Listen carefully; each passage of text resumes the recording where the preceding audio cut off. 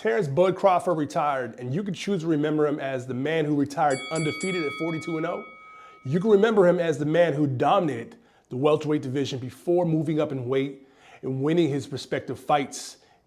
I choose to remember Bud as the man who put on the most memorable ass whoopings in the 21st century. And listen, I've seen a lot of ass whoopings in the sport of boxing. Oscar De La Hoya commented on Bud's decision to retire. He called him a tool and said Crawford only beat two good fighters. And Oscar, who is a Hall of Famer and an all-time great, has never had the masterclass performances that Crawford gave us in his fights with Errol Spence Jr. and Canelo Alvarez. Terence didn't just beat two good fighters. He toyed with them. I'm talking like how Thanos whooped the Hulk's ass. When I say Bud gave an ass whooping in the century, I'm referring to what he did to Spence, and this is no shade to Spence. He's a great fighter, and I hope to see him back in the ring soon. But Bud outclassed Spence in that 2023 fight. It was embarrassing, and a lot of you picked Spence to win that fight, let alone KO Crawford.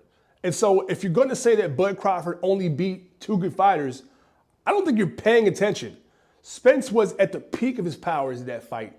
That was supposed to be Hagler-Hearns. And instead what we got was Hearns versus Martin Lawrence, because Spence got clowned that whole fight. It wasn't even close. But that's not enough. Crawford got the crown and he set his sights on the cash cow being Canelo. And at the time, I thought Bud was crazy for wanting to move up to super middleweight. Canelo is too big for you, leave that fight alone. But he did the unthinkable, and he believed in himself and his abilities, and he left no doubts that he is pound for pound the best boxer in the world. And not to get into the weeds of Crawford's deal with Top Rank, but were there some fights maybe left on the table that fans would have liked to see? Maybe. He fought whoever was in front of him, he dominated, and he didn't duck anyone. So, side note here, I feel like I owe some gratitude toward Crawford. Bud was on my radar in like 2014. I remember watching the Crawford-Uruguay-Gamboa fight, he was on 50 Cent's boxing promotion at the time, and I remember watching that fight and thinking like, oh, Bud Crawford's a problem.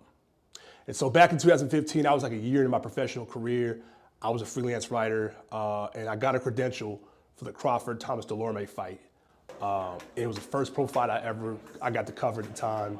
This was an HBO production, so that was a big deal when they were still doing that.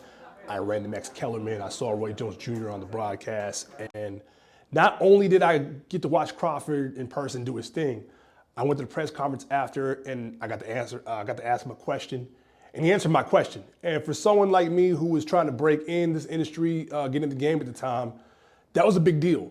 So Terence Crawford, congratulations on hanging up the gloves on your terms.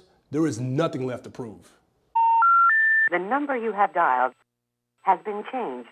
The new number is, please note, the new number is